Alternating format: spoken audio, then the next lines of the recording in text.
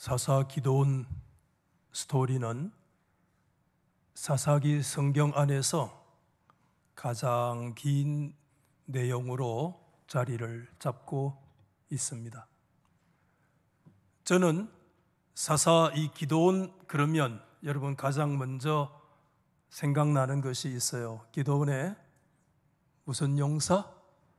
300용사. 우리 찬양대에서 바로 답이 나오잖아요.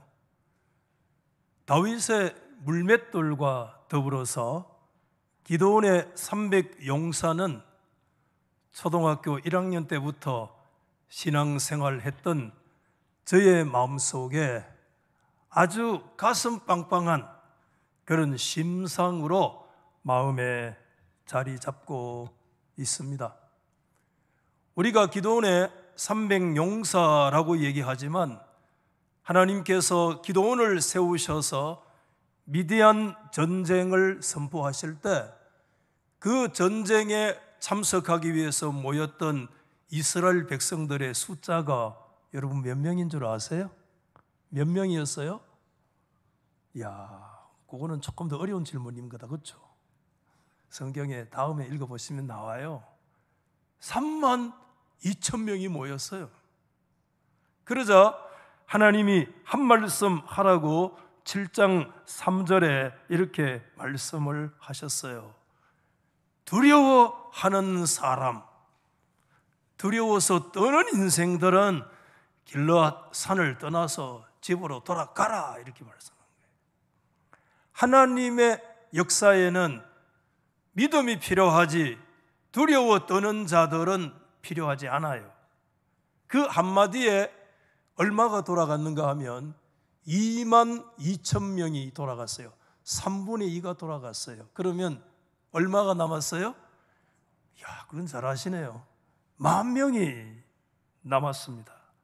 그때 하나님이 한 번 더 말씀을 하셨는데 7장 4절의 말씀입니다. 여호와께서 또 기도원에게 이르시되 아직도 백성이 너무 많다, 이렇게 얘기하신 거예요. 너무 많아. 그렇기 때문에 물가로 내려가서 하나님이 직접 사실상 테스트, 시험하리라고 말씀을 하셨는데 그때 시험은 필기 시험이 아닙니다. 간단한 시험이었는데 사실상 하나님의 백성들의 마음가짐을 테스트하는 시험이었어요, 여러분. 7장 여러분 5절과 6절에 기록되어 있는데 누구든지 개가 핥는 것 같이 혀로 물을 핥는 자들은 따로 세워서 돌려보낼 대상이에요. 또 누구든지 무릎 꿇어서 마시는 자들도 따로 세워 돌려보낼 자들이에요.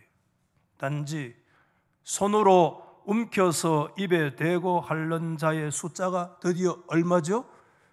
이게 기도원의 300용사고 그 외에 10,000명 해당되는 모든 사람들은 다 무릎을 꿇고 물을 마셨다, 이렇게 말씀하고 있는 거예요. 여러분, 오늘 이런 스토리는 우리에게 무엇을 말씀해 주고 있는가 하면 우선 한두 가지 우리에게 시사하시는 바가 있는데 그 중에 첫째는 이 미디안 전쟁, 이 기도원의 전쟁이 누구의 전쟁이냐 하는 거예요. 기도원의 전쟁이냐, 이스라엘 백성들의 전쟁이냐, 이전에 여호와의 전쟁 계속 말씀드리잖아요. 홀리워, 거룩한 전쟁이라고 하는 사실을 하나님이 선포하고 계신 거예요. 하나님께서 32,000명이 모였을 때 7장 2절에서 이런 말씀을 하셨어요. 이는 이스라엘이 나를 거슬러 스스로 자랑하기를. 여러분, 스스로 자꾸 자랑하지 마세요. 뭐 조금 되면 얼굴 표정이 굳어지고 자기가 드러나고 매우 조심해야 돼요. 하나님 앞에서 스스로 거슬러서 자랑하여 내 손이 나를 구원하였다 할까 하면이라. 하나님 앞에서 가장 이 전쟁은 여호와의 전쟁인데 스스로 자랑을 하면서 우리 힘으로, 내 힘으로, 내 능력으로 우리가 여기에서 이겼다라고 그런 말 나오지 않도록 하나님께서 하시겠다라고 말씀해 주신 거예요. 또 하나는 여호와의 전쟁은 누구를 통해서 선포하느냐 하는 사실을 우선 말씀해 주고 있어요. 똑똑한 사람들? 아니요. 많이 배운 사람들? 아니요. 어떤 특정한 직분을 가지고 있는 사람들 통해서 여호와의 전쟁을 선포하느냐? 아니라는 겁니다. 한마디로 얘기하면 바알에게 무릎을 꿇지 않는 자, 그 시대 정신에 무릎을 꿇지 않는 자, 가나안 땅에 살면서도 가나안의 주신인 바알을 두려워하지 않고 아모리 사람들의 섬기는 그 신들을 두려워하지 않고 그곳에 무릎을 꿇지 않는 자. 중요한 얘기예요. 이 무릎을 꿇지 않는다는 말씀은 성경 여러분 아시잖아요? 여러분, 하나님께서 그 유명한 엘리야 선지자 때 엘리야 선지자가 아하방에 그 바알의 실질 제사장이 아하방 아니에요? 이세벨과 더불어서 온 이스라엘에 그냥 바알 신앙으로 완전히 점령되고 물들었던 순간이잖아요. 그때 엘리야가 하나님 앞에 단식했어요. 하나님, 내 혼자 남아 있습니다. 내 혼자 뭘 감당합니까? 차라리 나를 여기서 죽여주십시오. 죽는 것이 이꼴 저꼴 안 보는 게 좋습니다. 그랬잖아요. 하나님께서 그때 말씀했어요. 아니다. 몇 명을 남겨두었다고요? 7,000명 렘넌트라고 그래요. 남은 자. 하나님은 그때 7,000명을 남겨두었다. 엘리야, 네 혼자 있는 거 아니다. 그 7,000명이 어떤 사람이었느냐? 여러분 잘 아시죠? 열왕기상 19장 18절에 분명히 말씀하셨는데 그 7,000명 모두 다 바알에게 무릎을 꿇지 않는 자, 다 바알에게 입맞추지 않는 자 7,000명이다라고 말씀하신 거예요. 하나님은 오늘 이 시대에 누구를 찾느냐? 누구를 통해서 여호와의 전쟁을 선포해 가기를 원하시느냐? 목사를 찾는, 직분자를 찾아요? 아니요. 하나님 앞에 자기 스스로 내가 뭐 좀 된 줄 알고 까불고 아니야.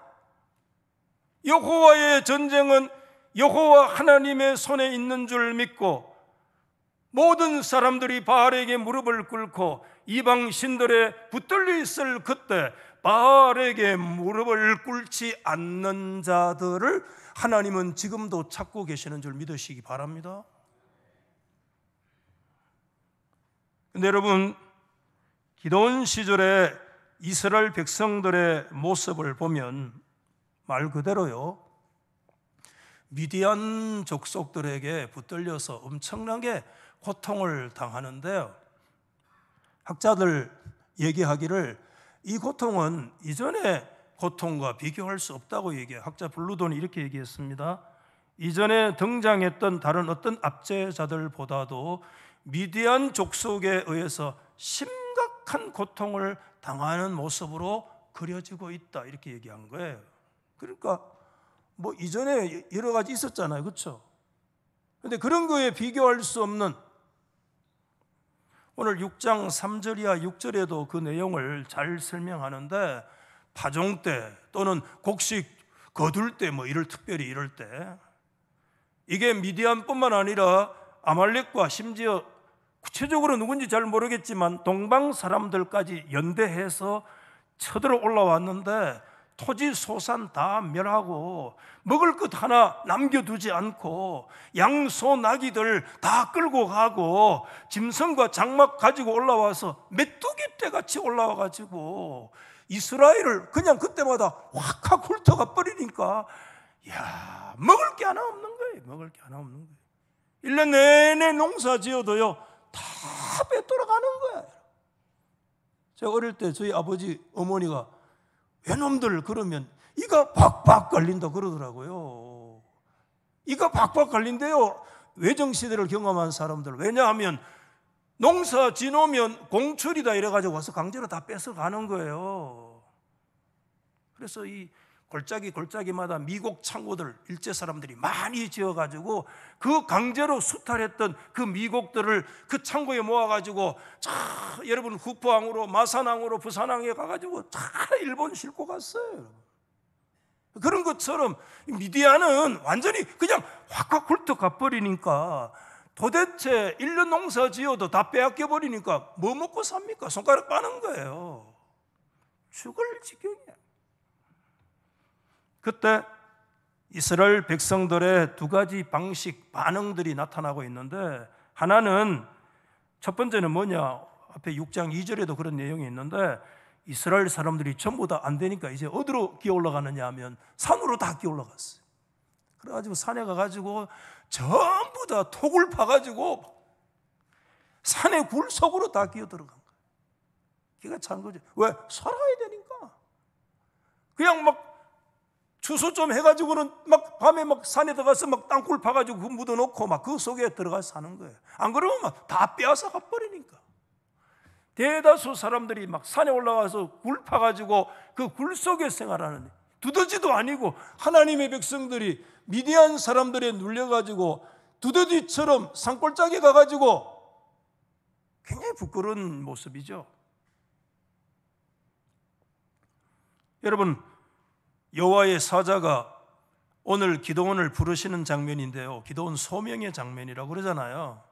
그때 미디안 소명할 때 기도원이 그때 마치 뭐하고 있었는가 하면 6장 오늘 11절에 요아스의 아들 기도원이 미디안 사람에게 알리지 아니하려 하여 밀을 어디에서요? 포도주 틀에서 타작했다. 큰 용사 기도원아, 내가 너와 함께하리라. 하나님이 나타나셔서 여호와의 사자가 그를 부르시는데, 그때 기도원이 밀을 타작하는데 밀타작을 마당에서 해야 되지 어디에서요? 포도주 틀 속에 기어 들어가 가지고 타작하는 거야. 왜? 누구 때문에? 미디안 사람들의 눈에 띄면 저놈 새끼 저거 타작하는구나, 쫓아가 가지고 다 빼들어 오는 거야. 그러니 이게 뭐 하나님의 백성들의 정체성은 완전히 무너지는, 이와 같은 역사들이 계속해서 일어나잖아요. 한마디로 얘기하면 미디안은 이스라엘을 뭐로 여기느냐? 밥으로 여기고 있어요. 이걸 요즘 표현으로 얘기하면 호구라 그래요. 호구야. 그 옛날 여러분 여호수아와 갈렙이 가나안이 우리의 뭐라 그랬어요? 밥이다 그랬잖아요. 그런데 정반대 현상이 일어나서 이스라엘이 미디안의 밥이 됐다는 거예요. 지금 호구가 됐어요. 산으로 다 기어 들어가서 땅굴처럼 두더지 인생이 되고 말았어요.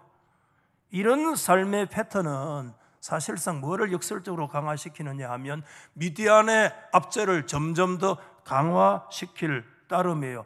저것들은 이렇게 하니까 저렇구나 해서 역설적으로 계속 그 패턴에서 못 벗어나는 거예요. 오늘 여러분, 이것은 어쩌면 우리의 패턴과 비슷할지도 몰라요. 우리가 죄에 빠질 때, 우리가 유혹에 빠져 죄를 지을 때 우리의 반응이 어떻게 나타나느냐 하면 죄에서 건져주신 하나님 앞으로 나아가려고 하는 것이 아니라 자꾸 하나님을 멀리 가려고 하잖아요. 그렇죠? 자꾸 어디로 가요? 산으로 기들어가고 땅속으로 자꾸 기들어가고 하나님 안 보는 곳으로 자꾸 들어가고 저 숲을 속으로 뛰들어가고 저 무화과 나무 잎으로 자신을 가리려고 하고 하나님 앞에서 살도록 부름받았는데 자꾸 하나님을 떠나서 이건 상황을 악화시킬 따름입니다. 우리는 어떤 반응 보여야 되느냐?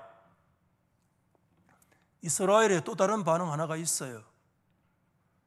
너무 힘드니까, 다 두더지처럼 평생 그렇게 살 수는 없으니까 그런 가운데서도 새로운 반응 하나 보여요. 그것은 고통 중에서 이스라엘이 하나님께 부르짖었다는 거예요. 부르짖었다. 두 번이나 말씀하고 있어요. 미디안으로 궁핍함이 심했기 때문에 이스라엘 자손이 여호와께 부르짖었다, 이렇게 얘기해요.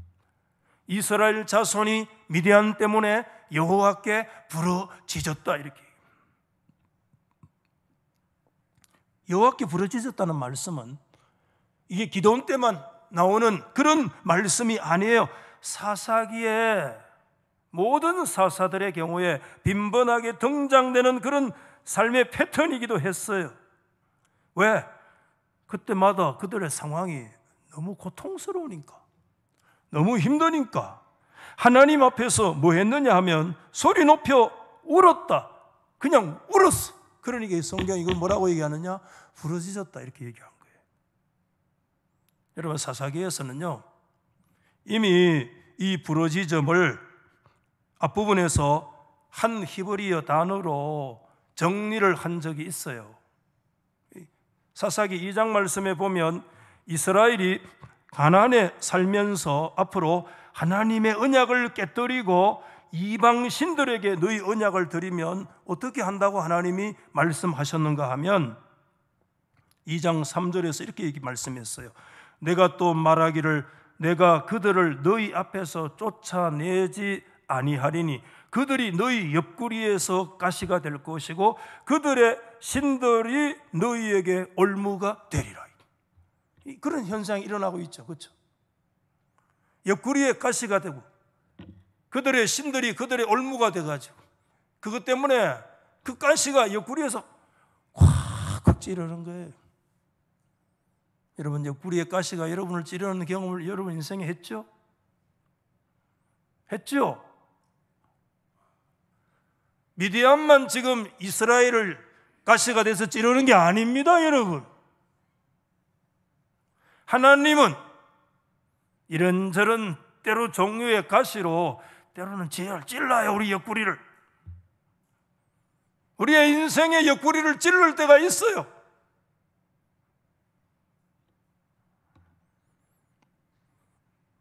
그때 여러분 2장 4절 5절에 이런 얘기, 여호와의 사자가 이스라엘 모든 자손에게 이 말씀을 이르르매 왜 이렇게 됐느냐 이거죠.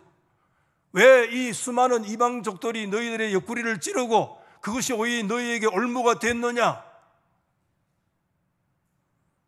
그때 백성이 소리 높여서 울었다 이렇게 얘기하잖아요. 그래서 울었기 때문에 그 장소에 이름을 붙였는데 보킴. 이 보킴이 뭐냐면 우는 자 이런 뜻이에요. 우는 자들, 임 하면 복수로 끝나니까 우는 자들 이런 뜻이에요. 장소 이름이 우는 자들이야. 사사기에 이스라엘 백성들의 기본 형태는 복임이야. 우는 자들이야. 그 우는 궁극적인 원인이 뭐냐 하면 옆구리에 가시가 와서 그들을 찌르기 때문에 그 가시가 찌르면서 가시에 찔려가지고 안 우는 사람 있습니까? 가시 찔리는데 옆구리 와서 꽉 가시를 그냥 뭐 찔러보면 여러분들 안 울 수 있는 사람 여기 있는겨? 그때 할렐루야 하면 참 좋은데 옆구리 와서 가시 팍 찌르는데 무슨 가시가 와서 찌르는지 팍 찌를 때 그때 우리는 어떤 자가 되느냐? 복힘이 돼요. 다 우는 자들이야. 우는 자들이 돼요. 소리 높여 울었어. 그런데 여러분 이 복힘에는 들어가 보면 뚜렷한 한 가지 한계가 있어요. 뚜렷한 한계가 있는데 그것은 자신들이 상황이 너무 고통스러워서 하나님께 부르짖고 통곡하는데 정작 그 복힘에는요 뭐가 아직까지 빠져 있는가 하면 하나님을 향한 참된 회개, 진정한 회개의 역사는 아직까지 빠져 있는 거야. 왜? 옆구리에 그냥 찌르니까 1년 농사 지은 거 그냥 싹 다 털어가 버리니까 상상도 못하였던 고통들이 와서 내 옆구리를 찌르니까 그냥 목힘이 될 수밖에 없는 그런 상황 속에 일단 놓여 있는 거예요. 죽을 지경이 된 거예요. 성경학자 블루도는 이렇게 얘기했어요. 그 부르짖음, 복힘 안에는 뭐가 빠져 있느냐? 회개했다는 어떤 암시도 그 속에 들어있지 않다. 동의해요. 그러나 말씀드린 대로 우는 이유는 고통 때문에 부르짖는다라고 하는 거, 이거 우리가 놓치면 안 된다는 거죠. 그렇죠? 고통이 오니까 그냥 울 수밖에. 아이고 죽는다고. 여기서 좀 정리가 필요한데, 저는 우선 이렇게 오늘 소박하게 한 가지 먼저 정리를 하고 싶어요. 제가 그렇게 했어요. 한바다 하십시다. 하나님은 복힘의 기도에도 응답하신다. 역사하신다. 여기 이게 사사기 써있어 다 들다봐야 될. 그 상황이 너무 힘들었어요. 그냥 1차적으로 우리의 반응이 복힘일 수밖에 없는, 울 수밖에 없는, 그렇잖아요. 믿음이고 뭐고 그건 그 다음 문제고, 옆구리에 그냥 와서 가시가 그냥 막 사정없이 들이받으니 거기에 안 우는 인생, 그건 뭐 인생도 아니지. 하나님 앞에 어쩔 수 없어서 기가 막히고 굉장히 아직까지 그 속에 진짜 회개했다는 그런 어떤 것도 보이지 않아도, 삶의 결단 어떤 것도 보이지 않아도 부족해요. 한마디로 부족한 기도일 수도 있어요. 그냥 하나님 앞에 복힘하는 그런, 찔리니까 그냥 울 수밖에 없는, 자신의 능력과 힘으로 그 고통의 문제를 제어할 수 있어요. 이스라엘은 자신들의 힘으로 미디안에 주는 고통을 해결할 힘이 없어. 이미 그냥 복힘이야. 기본 이스라엘의 모습은 복힘의 모습이야. 우는 자들이야. 그게 사사기에 나타난 이스라엘의 보편적인 모습은 복힘이야. 그런데 꼭 기억하십시오. 복힘일 때 그때 그 고통, 눈물, 그거 하나님은 그런데 관심 가지고 계시는 분이에요. 여러분, 그것이 출애굽의 시작이었고 사사기 성경의 엄청난 하나의 여러분 모티프가 되고 있어요. 그 옛날 하나님께서 여러분 어떻게 출애굽의 역사를 시작하셨는가? 출애굽기 3장 7절 이하에 보면 여호와께서요, 내가 모세 찾아가서 하신 말씀인데, 애굽에 있는 내 백성의 첫 번째 고통을 어떻게 했어요? 분명히 보았다. 고통을 보았다. 두 번째, 그들의 감독자로 말미암아 부르짖음을 뭐 했어요? 들었어요. 세 번째, 그 근심도 어떻게 했어요? 하나님 앞에서 근심도 하나님이 알았어요. 우리 한번 하십시다. 하나님은 고통을 보시고 부르짖음을 들으시고 심지어 여러분의 마음에 무슨 근심을 가지고 있는지 근심을 알고 계시는 하나님이신 줄 믿으시면 아멘? 미주알 고주알 하나님을 설득하려고 하니까 기도하기가 힘들어. 기도하려고 하니까 골이 찡찡해. 왜? 내가 하나님을 설득할 능력이 없거든. 근데 오늘 성경은 하나님은 우리 인생을 기본적으로 뭐로 보느냐? 복힘의 존재로 보는 거예요. 우리는 고통에 찔려 있습니다. 고통 앞에 우는 자들이야. 울고 있는 인생들을 하나님은 결코 외면하지 않으시더라고요. 내가 그 고통을 보고 그들의 부르짖음을 하나님이 듣고 심지어 그들이 말하지 않아도, 그들이 삶의 결단이 없어도 그들의 가슴에 끌어안고 있는 그 눈물의 원인과 그 고통의 원인과 그들의 근심 덩어리가 무엇인지를 우리 하나님은 알고 계시는 하나님이신 거 여러분 믿습니까? 그 출애굽의 상황을 들여다보시는 하나님, 사사기의 상황을 그대로 들여다보시는 하나님, 저와 여러분의 가슴이 옆구리가 찔릴 때, 우리가 고통하며 복힘하고 있을 때 하나님 우리 떠나고 계시느냐? 아니야. 하나님은 보시고 들으시고 우리의 내면의 그 근심 걱정까지, 내가 기도 미주알 고주알 하기도 전에 나의 근심조차 알고 계시는 역사의 주인이신 하나님을 오늘 이 시간 바라볼 수 있기를 주 이름으로 축복합니다. 여러분, 뭐 청산유수 같은 기도하면 참 좋잖아요. 변호사같이 막 쏟아내면 좋잖아요. 미사 여구를 막 쏟아내면 좋잖아요. 기억하세요, 참 좋은데 하나님 아름다우신 분이니까 에스테틱, 미학적으로 기도하는 거 좋은데 그 미학으로 하나님 설득 안 돼.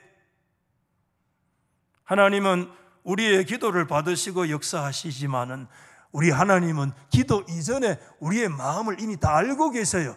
우리의 상황을 알고 계세요. 우리가 구하기 전에 필요한 모든 것들을 알고 계시고 우리의 근심조차 알고 계시는 하나님이신 줄 믿습니다. 그거 우리 하나님이야. 여러분, 오늘 사사기 성경 메소포타미아 왕의 고통에 부르짖을 때 하나님이 첫 사사 온니엘을 보내주셔, 모압 왕의 통제 속에 울고 있을 때 두 번째 사사 에훗을 보내주셔, 시스라의 철병거 때문에 고통 속에 부르짖을 때 여사사 드보라를 하나님이 세우셔서 드보라 바락 전쟁을 통해서 우주적인 전쟁으로 하나님이 역사의 주인이심을 증거하시고 드러내신 줄 믿습니다. 우리 안에 1차적으로 무슨 기도의 형식이다 뭐다 중요해요. 뭐 기도는 뭐 뜻하고 기도 신학이 있는데 그는 내려놓고요, 내 인생에 막막할 때, 그 고통의 옆구리에 찔렸을 때 내가 복힘할 수밖에 없는 그런 상황 속에서 하나님 앞에서 내가 뭘 아릴 수도 없는 그와 같은 근심 덩어리 속에 그 찔려서 복힘 우는 자의 자리에 앉아 있을 그때 날 보시고 들으시고 내 마음에 고통하는 문제까지 아시는 하나님이 우리가 섬기는 하나님이에요.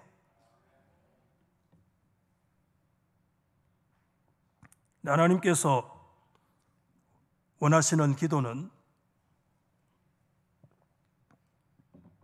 거기에서만 머물러서는 안 돼요. 그 다음에 우리가 다 아시잖아요. 하나님께서는요, 진정한 회개의 기도를 원하고 계세요. 아멘 합시다. 하나님은 오늘 저와 여러분에게 회개의 기도를 원해요. 하나님 앞에 진짜 회개하기를 원해요. 목사님, 오늘 말씀 안에 그런 내용 어디 있습니까? 있어요. 기도원 스토리에만 나타나는 아주 독특한 한 가지가 있어요. 뭐 보통 다른 데는 전혀 그런 게 없어. 한 번도 없었어요. 보통 부르짖으면 하나님께서 바로 누구를, 구원자 사사를 하나님이 바로 보내주셔서 하나님이 역사하는, 이게 사사기의 일반적 스토리 패턴이에요. 그런데 이 기도원 스토리에서는 한 가지 다른 특이점이 있어요. 그게 뭔가 하면 그것은 구원자 사사를 보내시기 전에 하나님이 한 존재를 먼저 보냈어요. 한 사람을. 그게 6장 8절 말씀인데, 한 이스라엘 자손에게 뭐를 보냈어요? 선지자 한 사람을 보내. 그 선지자 이름 모르겠어. 무명의 선지자를 보내. 이거는 기도원 스토리에만 나타나는 유일한 모습이에요, 여러분. 하나님이 무명의 선지자를 통해서 먼저 사사전에 이스라엘에게 보내주셨는데, 그 무명의 선지자가 와서 했던 말씀은 한마디로 얘기해서 뭐냐 하면 책망의 말씀을 통해서 이스라엘이 회개하고 주님 앞으로 돌아오라는 거예요. 그 말씀이 여러분 오늘 성경 말씀에 쭉 8절 이하에 10절까지 있잖아요. 그게 뭘 얘기하느냐 하면 그 옛날 애굽 종되었던 집에서 하나님이 그들을 출애굽을 시켰고, 지금 살고 있는 그 땅에 아모리 사람들을 몰아내고 그 땅을 하나님이 약속해 주, 이 출애굽의 역사를 말하죠. 그렇죠? 가나안 정복 역사까지. 그리고 그 아모리 사람의 신들, 바알 신이죠, 대표적으로 아스다롯을 위시한. 두려워하지 마라. 그 이방의 신들 때문에 두려워하지 마라. 그 말씀을 하셨는데 이스라엘은 어떻게 했다는 겁니까? 그게 6장 10절이잖아요. 너희가 내 목소리 청종하지 않았다는 거예요. 하나님의 말씀을 청종하지 않습니다. 그랬다는 것은 뭘 얘기하는가 하면 지금 하나님 말고 그들이 뭘 섬기느냐 하면 언약이 무너지고 가나안의 신들과 언약을 맺은 거예요. 지금 이스라엘 백성들의 모습이 그거예요. 아모리 신들과 하나님 앞에 가서 그들 아모리 신들과 손잡은 거예요. 왜? 저 신들 농경신이라고 그러는데 저 신들 삐까쁘면 큰일 나겠다. 응? 주변의 사람들 참 섬기는데 하나님 눈에 안 보이거든. 그러니까 저 바알신 저거 우리한테 벌 주면 농사지도 헛방되는 거 아이가? 그 다 바알신한테 가서 전부 다 무릎 꿇고 바알신과 언약을 맺고 바알신을 두려워하고 현실에 타협하고 하나님이 안 계신 것처럼. 왜? 하나님 눈에 안 보이거든. 돈이 신이지, 돈이 바알이지, 보이는 이익이 바알이거든.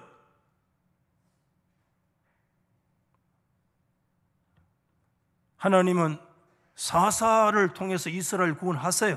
그러나 이때 하나님께서 진짜 원하시는 게 뭔가 하면 사사보다도 더 시급한 것이 있어요. 선지자를 보내서 그 이름 없는 선지자지만 그 선지자를 지나온 역사를 다시 깨뚫게 하시고 하나님 앞에 명령을 어기고 이스라엘 백성들이 바알과 언약을 맺었던 거 회개하기를 하나님 원하고 계시는 거예요. 하나님은요, 우리에게 뭘 원하시는 줄 아세요? 회개 원하시는 하나님이세요. 아멘?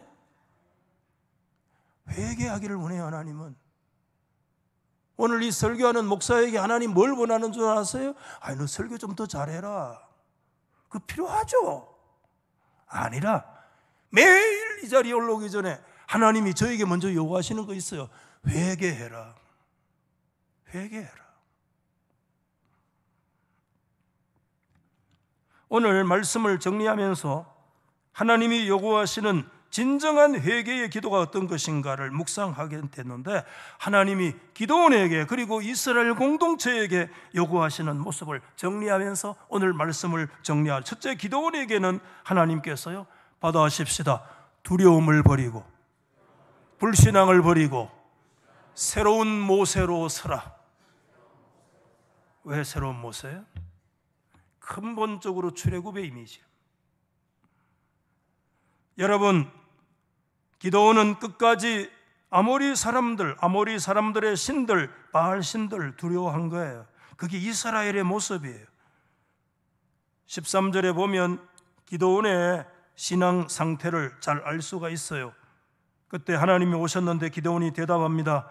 오 나의 주여, 여호와께서 우리와 함께 계시면 어찌하여 이 모든 일이 우리에게 일어났나이까? 이게 하나님이 우리와 함께 계시는 꼬라지입니까? 이런 뜻이에요. 우리의 조상들이 일찍이 우리에게 이르기를 여호와께서 우리를 애굽에서 올라오게 하신 것이 아니냐 한 그 모든 이적은 도대체 다 어디로 가버리고 말았습니까? 이제 여호와께서 우리를 버리셨지 않습니까? 미디안의 손에 우리를 넘겨주셨지 않습니까? 맞아요. 근데 이게 기도원이 한 가지 오해하는 게 있어요. 상황이 미디안의 손에 넘겨준 듯 하지만, 받아하십시다. 넘겨주었지만 하나님은 이스라엘을 버리지 않으셨다. 하나님 이스라엘을 버리지 않아요. 저와 여러분의 옆구리를 찌를 때 하나님 우리를 찌르기는 하지만, 우리를 울게 하실 때도 있지만, 고통에 짓눌릴 때 있지만, 오늘 기도원 오해했어요. 하나님이 우리를 버리셨다고. 우리의 이 상황은 하나님이 버린 상황이 아니냐고. 아니야. 이스라엘이 하나님을 버렸지 하나님은 이스라엘을 버린 적이 없어요. 저와 여러분이 하나님을 버렸지 하나님은 어느 한순간에도 언약의 신실하신 하나님은 우리를 버리시지 않는 하나님이신 줄 믿으시기 바랍니다. 하나님은 우리를 버리지 않아요. 하나님은 어제나 오늘이나 영원토록 동일하신 하나님이세요. 하나님 우리 가운데 요구하시는 것 하나님께로 돌아와라. 박 목사 너의 심령이 하나님 중심으로 더 돌아와라.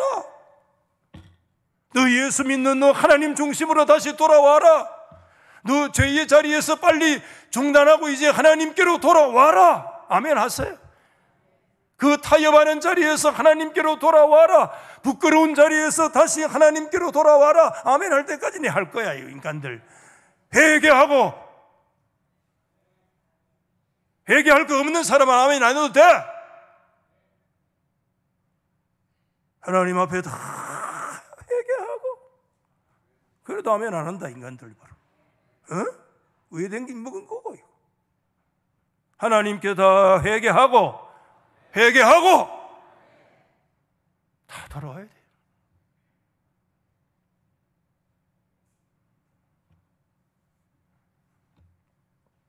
그 하나님께서 모세 미디안 부르시는데 그 뭘 생각하느냐? 그 옛날 모세 부를 때 똑같잖아요. 그렇죠?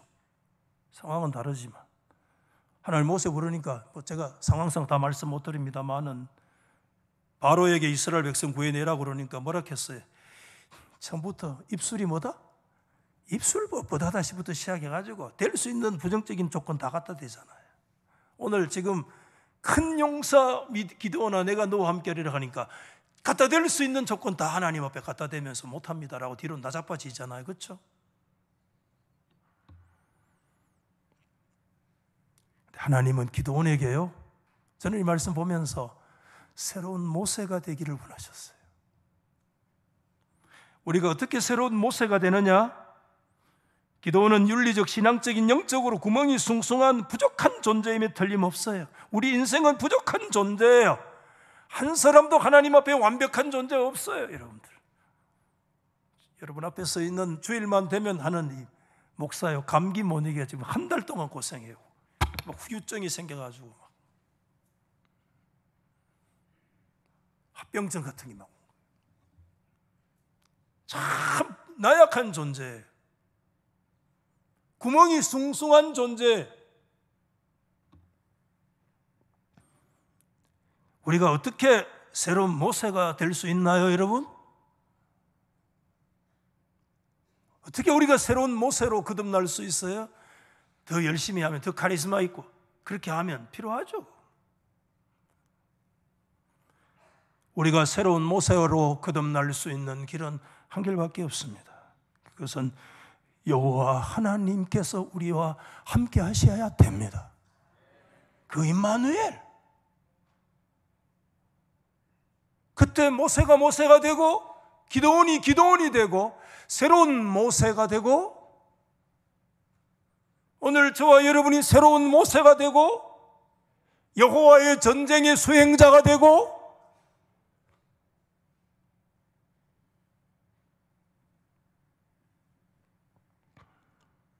6장 16절에 여호와께서 기드온에게 말씀하셨어요.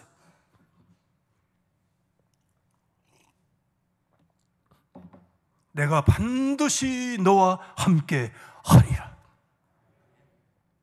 기드온에게만 이 말씀하셨어요? 하나님이 오늘 여러분에게, 저와 여러분에게 말씀 이미 하셨어요. 내가 세상 끝날까지 너를 떠나지 아니하며 너와 함께 네 안에 너와 더불어서 내가 고아와 가부처럼 너를 버려두지 아니하고 세상 끝날까지 너와 함께 with me in 너와 함께 네 안에 너와 더불어서 영원한 임마누엘의 역사가 예수 안에 우리 가운데 주어진 줄 믿으시면 아멘. 우리는 모세가 아니라 기드온만 기드온이 아니라 하나님께서는 하나님의 임마누엘의 역사를 믿고 새로운 모세와 기도원으로 일어날지어다. 하나님 그걸 우리에게 원하고 계세요. 불신앙을 회개하고 숨겨진 죄를 회개하고 하나님 앞에 바알 신앙에게 무릎 꿇었던 나의 처참한 정체성이 완전히 무너뜨렸던 나의 삶을 회개하고 엄난했던 역사를 회개하고 우리 죄에 빠질 수 있어요. 회개하고 돌아와야 하나님이 기뻐하시는 줄 믿습니다. 아멘. 돌아오셔야 됩니다. 하나님은 그 자리에 그대로 계세요. 다시 돌아와서 그 자리로 다시 돌아와서 새로운 모세로 서라.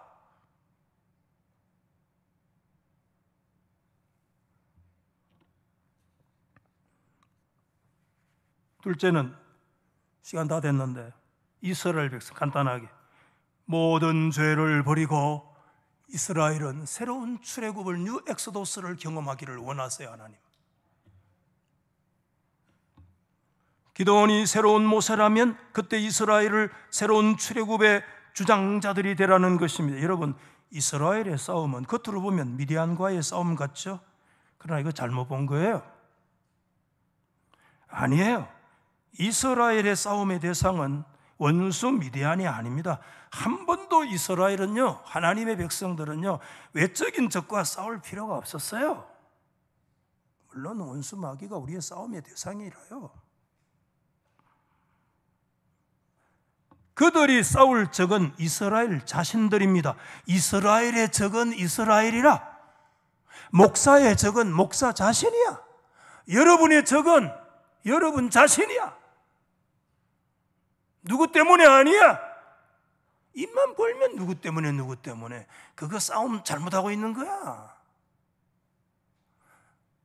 마귀 새끼도 내 안에 내 자신이 잘못될 때 마귀 새끼가 틈타요. 하나님의 백성들의 싸움은 자꾸 혈과 육의 싸움이 아니요. Flesh and Blood가 아니야. I am not 아니야 그거. 나약과 연약으로 특징 지어지는 인생이 여러분의 싸움이. 어떤 사람은 일생 동안 목사 붙들고 싸우는 사람이 있습니다. 교회 안에서 막 여기만 하면 목사가 어떻고. 그럼 목사 왜란 말이고 그래. 내가 왜야만 좋겠노. 네 마음에 쏙 들도록 하겠노? 물건나무를 쓸까? 인간아. 내가 다시 태어나도 이놈아 니한테 마음에 꼭 안 들기다 이놈의 자식아. 다른 교회 가라 그러면 다른 교회 그럼 가면 그 목사가 네 마음에 꼭 들겠나? 그러면 막 얼마나 좋겠나? 그리 신앙생활 하지 마세요. 시시하게 사람 붙들고 신앙생활 하지 말라고. 진짜 싸워야 될 싸움의 대상은 여러분 자신이에요. 내 안에 내 자신이에요. 누가 뭐라 갑니까? 내 안에 내가 문제지. 아멘해요. 내 안에 숨겨진 죄와의 싸움이지. 뭘 붙들고 자꾸 거기서 누구를 붙들고. 사도 바울은 외쳤습니다. 고린도전서 5장 7절에 시작. 너희는 누룩 없는 자인데 새 덩어리가 되기 위하여 묵은 누룩을 내버리라. 우리의 유월절 양 그리스도께서 희생되셨느니라. 바울은 새로운 출애굽의 역사로 얘기를 하고 있어요. 출애굽 때 유월절 어린 양이 죽어 그들의 문설주와 임방에 발려질 때 그 피로 인하여 패스오브 넘어가리라. 그게 유월절. 오늘 저와 여러분 어린 양이신 그리스도의 희생의 피 때문에 우리는 죄인임에도 불구하고 죽음의 권세가 우리에게 점령하지 아니하고 패스오브 유월 넘어가는 그와 같은 하나님의 구원을 경험한 자들인 줄 믿습니까? 그러기 위해서 오늘 우리의 삶 속에 우리의 삶의 집에 거처 안에 뭘 내버려야 되느냐? 묵은 누룩을 나사렛 예수 이름으로 내어버릴지어다. 그 묵은 누룩이 뭐예요? 죄라. 우리 가운데 다 묵은 누룩이 있어. 목사 안에는 없어요? 있어요. 묵은 누룩이 다 있어요. 묵은 누룩을 버리고 어린 양 그리스도의 피권세에 부여잡을 때 우리는 새로운 출애굽을 경험합니다. 새로운 구원의 역사를 경험하는 거예요. 하나님은 지금 미디안의 기도원 전쟁을 통해서 300용사를 때려 부수고 이거 아니라 이스라엘이 새로운 출애굽을 경험하여 하나님이 이스라엘의 진정한 구원자이시며, 아멘? 하나님이 인생의 주권자이시며 하나님이 역사의 주인이심을 하나님은 그 시대에 드러내시고 선포하시기를 하나님은 원하셨어요. 여러분, 이 하나님을 여러분은 분명하게 믿고, 우리의 출발은 복임이에요. 그러나 하나님은 복임조차도 기억하고 하나님이 행동 시작하세요. 그러나 하나님은 우리로 하여금 진정한 회개의 자리로 더 이르기를 원하세요.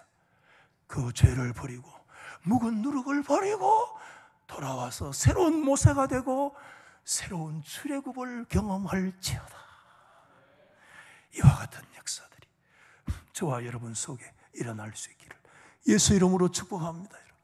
이 시간에 우리 다 같이 머리를 숙이고 하나님 앞에 오른손을 얹고 왼손도 얹고 다 얹어봐요.